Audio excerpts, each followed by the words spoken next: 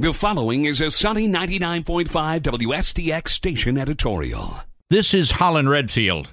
Our editorial department clearly understands that the inflation here in the Virgin Islands has been difficult for the people of the territory to put their arms around. It is so serious, it is like a massive dark cloud hanging over the territory that gives us all a sense of helplessness and hopelessness when dealing with our family budgets and the sacrifices that we're all having to make. It stings and it hurts.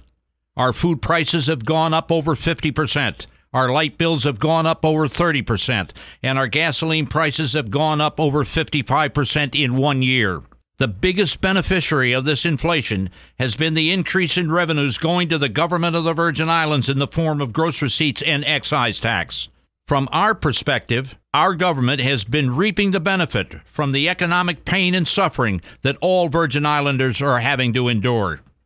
We recommend to the executive and legislative branches of government a solution which we touched on previous editorials. We have discovered that from 2002 to 2007, a 5-year period, that overall gross receipts has increased by a staggering $54 million, which is an increase around 56%, or more than 10% per year, much higher than the rate of inflation over the last 5-year period. We believe that it is now time for our government to strongly consider immediately reducing the gross receipts tax by 50% in 3 major sensitive areas, which are clearly not a luxury but a necessity to sustain life. That is gasoline, food, and medicine. This would mean reducing the gross receipts from 4 to 2% across the board for these key necessity items of life. What makes this gross receipts tax particularly onerous on the consumer is the multiplier effect of having been levied over 3 or 4 times before reaching the consumer.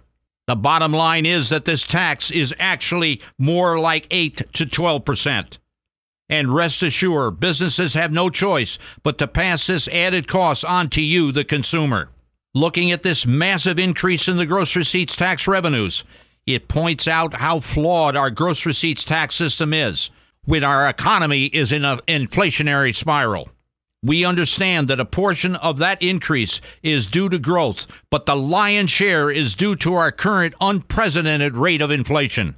Clearly, we understand whatever relief is achieved through this reduction, there has to be a foolproof system of assuring the consumer actually benefits from these reductions and savings. We understand that the Virgin Islands is not alone in this latest wave of inflation. It is a worldwide phenomenon. Our challenge is for our government to become creative and meet these challenges head-on. This approach could be seen as a customized version of the economic stimulation package that is now being passed federally. These recommendations are made in the spirit of creating some meaningful dialogue and to challenge our political leaders to become creative to solve these problems. Now is the time for tax reform. If not now, when? Let the debate begin.